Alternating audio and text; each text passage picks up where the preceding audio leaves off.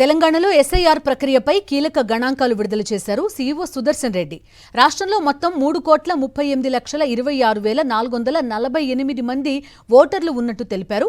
2,64,87,214 enumeration ఫామ్లు digitise అయినట్టు పేర్కొన్నారు. అలాగే 73,39,234 ఫామ్లు తిరిగి రానట్టుగా గుర్తించామని వెల్లడించారు. 45,18,961 మంది ఓటర్లు శాశ్వతంగా తరలి వెళ్లారని, 11,25,546 మంది ఓటర్ల వివరాలు ట్రేస్ కాలేదని ప్రకటించారు. ఇక 9,22,230 మంది ఓటర్లు మృతి చెందినట్టు గుర్తించామని, 6,70,203 మంది ఓటర్లు ఇప్పటికే మరో చోట నమోదైనట్టు ఎస్ఐఆర్ గణాంకాల్లో తెలిపారు సీఈఓ సుదర్శన్ రెడ్డి. పూర్తి సమాచారం అందిస్తారు ఈ తెలంగాణ ఎస్ఐఆర్కి సంబంధించి మా కరెస్పాండెంట్ శేఖర్. చెప్పండి, ఓవరాల్గా ఎన్ని ఓట్లు గల్లంతైనట్టుగా తేలింది? డిజిటైజేషన్ ప్రక్రియ ఆల్మోస్ట్ 90%కి పైగా పూర్తయిందని చెప్తున్నారు. పూర్తి డీటెయిల్స్ ఏంటి?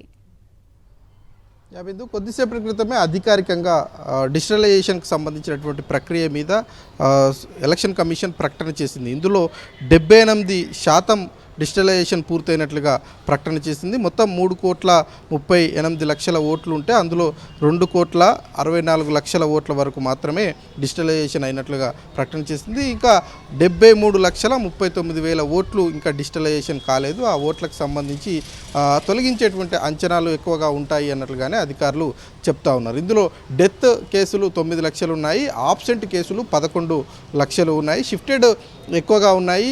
కర్ణాటక, రాజస్థాన్ అట్లాగే ఏపీకి సంబంధించి షిఫ్టెడ్ ఓట్లు ఎక్కువగా ఉన్నట్లుగా అధికారులు చెప్తా ఉన్నారు. అవి 45 లక్షలుగా ఉన్నట్లుగా ప్రకటన చేశారు. ఇక డూప్లికేట్ ఓట్లు దాదాపు 6 లక్షలకు పైచిలకు ఉన్నట్లుగా చెప్పారు. ఇక అదర్ కేటగిరీస్ పెడుతూ అందులో 1,02,000 ఓట్లు ఉన్నట్లుగా పేర్కొన్నారు. ఈ 1,02,000 ఓట్లు చాలా కీలకంగానే చెప్పుకోవచ్చు. ఎందుకంటే అదర్ కేటగిరీస్ అంటే ఎలాంటి కారణాల చేత ఇవి ఉన్నాయి, ఏ రకంగా ఉన్నాయి అన్నటువంటి విషయం మీద పూర్తిస్థాయి క్లారిటీ ఎలక్షన్ కమిషన్ ఇవ్వాల్సి ఉంటుంది.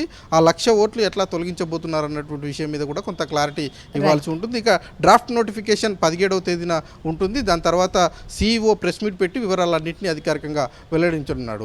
Okay Shekhar, thank you. మరిన్ని అప్డేట్స్ కోసం ఛానల్ను సబ్స్క్రైబ్ చేయండి. నోటిఫికేషన్స్ కోసం బెల్ ఐకాన్ పై క్లిక్ చేయండి.